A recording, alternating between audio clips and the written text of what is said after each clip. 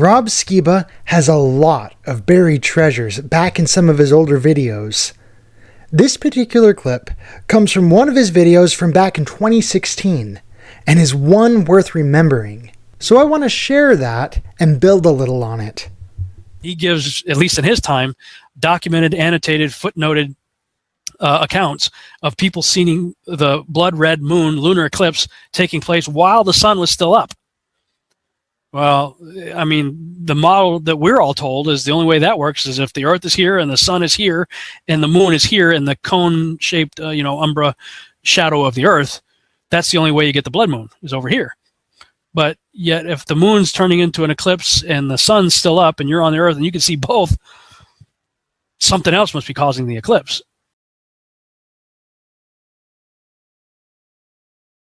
And don't you just love how so many of the mainstream schools show you how the sun's light hits the Earth in these perfectly parallel rays. And then all of a sudden, an eclipse happens, and they immediately toss that out the window. Never mind, guys! The sunlight converges!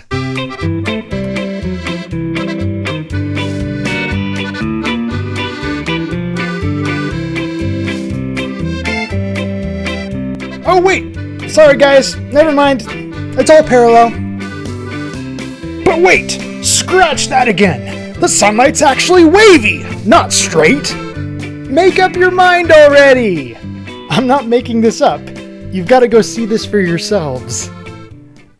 Now, as Rob Skiba points out here, the popular claim concerning lunar eclipses during the daytime is refraction did it. But keep in mind, they are already playing that card. So here they are claiming there is 360 degrees of refraction taking place all the way around the Earth's terminator line, making a cone, providing the moon with that red color. Wait, what? Oh, sorry. Never mind. Now NASA is showing refraction only takes place on two sides of the globe, not all the way around.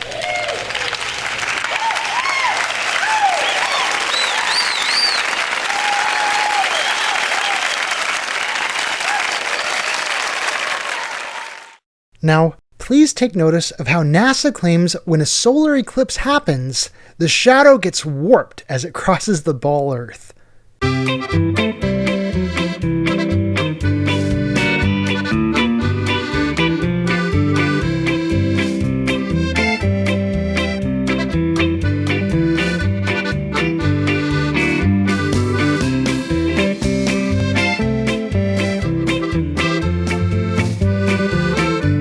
Oh, but that never happens in lunar eclipses. Solar eclipses are completely different. You know, I totally agree. Solar eclipses are completely different from lunar eclipses. You've got a completely different thing going on there. And then when I looked at that, I saw that many ancient cultures believed that there were other dark orbs or dark objects or, invisible objects that were also part of our system. And the Hindu version of it was particularly interesting to me. Rahu and Ketu were the two entities that they named as the ones that basically were responsible for, they were decapitated heads, interesting, I used that earlier, that would try to swallow up the moon. But because it's a decapitated head, when this spherical moon object came up on the moon, that's the illusion that we see of it turning red, and the moon just kind of goes out the neck of the decapitated head. That's, this is, the mythology develops because the people had a certain mindset and they were trying to explain things. This shows that the Hindus had the same mindset of an enclosed world within which the sun and moon were inside of a dome. And they were trying to understand, well, what is that thing covering up the moon? And what is that covering up the sun? And I have to add here, it isn't just the Hindus. Take a look at this picture depicting Mayan cosmology. Do these not look like decapitated heads? There is one image there that looks like it's representing the sun, one that obviously represents the moon, and then there's that third head in the middle there. Take notice of just how big its mouth is. I love comparing ancient iconography. It just screams that the ancients were far more advanced and did far more traveling than people today give them credit for. And I still think the moon is responsible for the solar eclipse, the moon coming in conjunction with the sun. But as far as the lunar eclipse, it can't be the way we're told in modern science if it's happening while the sun is still up. So I tend to believe, I mean, hey, why not? In heliocentric, spinning globe, monkey man science, they're all talking about dark matter anyway. So dark matter is like the buzzword phrase these days. And you got others talking about Nibiru and Planet X as a dark planet, supposedly going through our solar system. So why not? If you can embrace that in the spinning heliocentric globe model, why can't you accept it in the possible, enclosed world model? Like I said, I'm a zetetic agnostic right now. I'm looking at all the possibilities, looking at the available evidence and trying to weigh it with reality and see what makes the most sense.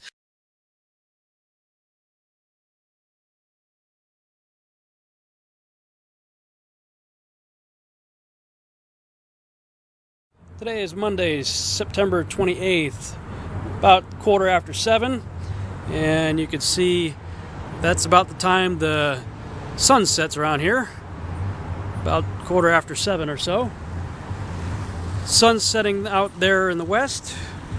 Let's go ahead and punch up my compass app, and let's see here. There's the sun going down in the west. The moon came up in the east, just up above that little covered stairwell over there, and it was right about there at roughly 9:11 p.m. Central Standard Time. And the direction we are looking there is about 100 degrees or so. Let's see. Yeah, about 100 degrees east. It's where the moon popped up. The only problem is the sun had just set about an hour and 45 minutes earlier right behind us, and yet the shadow was coming from this direction, which is north. How did the shadow from the Earth being cast by the sun, which set in the west, end up coming from the north? It is now 8:15, Monday, September 28th. So about an hour ago, the sun went down right over there, and directly behind me now, the moon is popping up. Like I said, just kind of right above the covered stairwell over there. Yesterday was actually a little bit further to the right. So there's the moon about an hour later. 2 hours later, last night, it was higher than it is right now, of course. And the shadow was coming from the north, which is where the building is right there to the left. Sun went down in the west right behind us. Shadow of the Earth came from the north. So here's our compass. And even though the sun does not always travel a perfect east to west path throughout the seasons, why in the world would you have a shadow cross the moon from north to south? How would that work on a globe? Looking at the compass, pointing north. That is north. Here's the buildings. There's the moon. That's west. That's north. That's east. The shadow, allegedly, of the Earth appeared on the left side of the moon, which is the side facing north. So if the sun went down behind us in the west, you would think the shadow would have been on the bottom of the moon instead of the left side of the moon.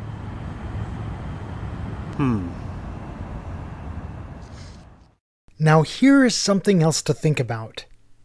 We see the moon slowly go through different phases every month. Then all of a sudden, every once in a while, the moon phases really fast in a single night. And suddenly people claim, "Oh, that's the shadow of the Earth!" But on a normal phase, That's not an Earth shadow. And we can all agree that the moon doesn't need the Earth's shadow in order to phase. But then suddenly a lunar eclipse happens and people are like, oh, that has to be the shadow of the Earth. There's no other explanation for it. Seriously, guys? Let's compare these two pictures. One of these is a lunar eclipse, and the other is just a normal moon phase. Can you tell which is which? Pretty crazy, right? How about over here? Which one of these is the lunar eclipse? Believe it or not, according to earthsky.org, neither of these two are lunar eclipse images. They are both images of a waxing crescent moon, taken on 2 different days. Just because the moon turns reddish, that doesn't automatically mean it is a lunar eclipse. Alright, now which one of these is the lunar eclipse? It's not very easy to tell, is it? So because one happens a lot faster than the other one, does that mean it's the Earth's shadow? Is that the kind of logic we are dealing with here? If so, it explains a lot about our public school system, and why they just claim it is the Earth's shadow, instead of explaining their reasoning as to why they think it's their shadow. But my number one complaint is how if you dare to disagree with them, you fail. If you disagree with them, in order to pass, you have to lie and act like you think everything they say is the truth. That is the kind of corrupt world we live in.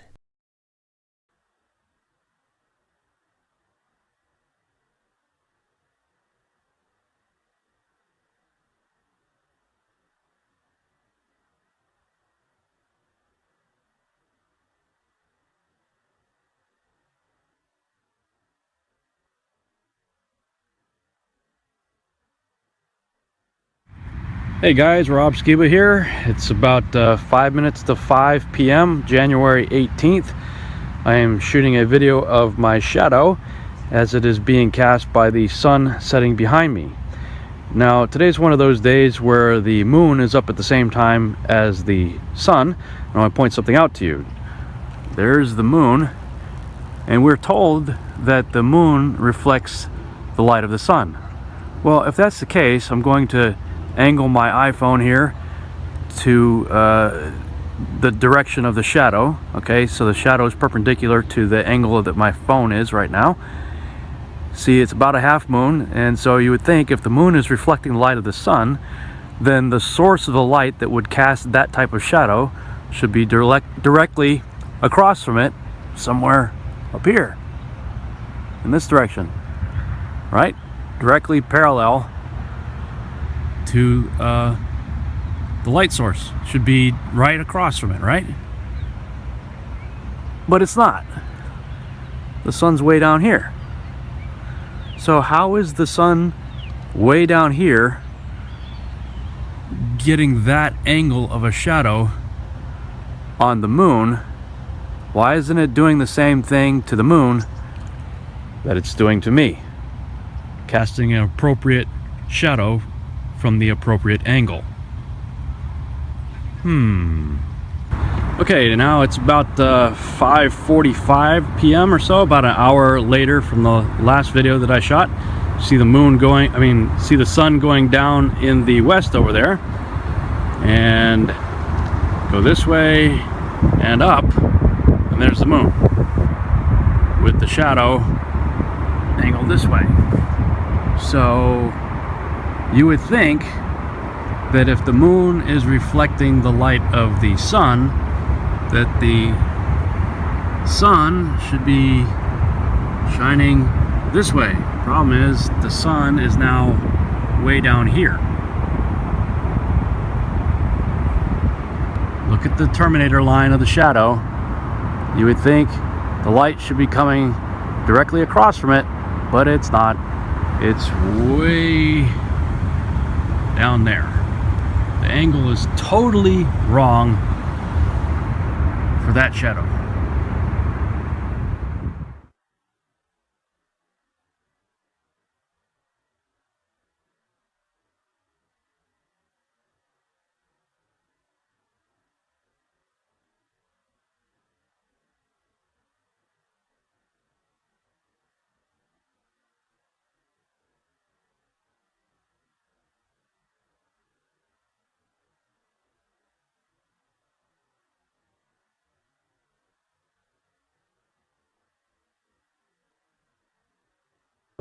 This message is brought to you by Rob Skiba, the Bible, and the Flat Earth Institute of Science. Thank you all for watching. And the beautiful thing is, you are welcome to disagree with anything we've said here. You are free to think for yourself, and we are not going to punish you for that. We have an open debate board that you are welcome to participate in. Just be respectful and don't verbally abuse people who disagree with you.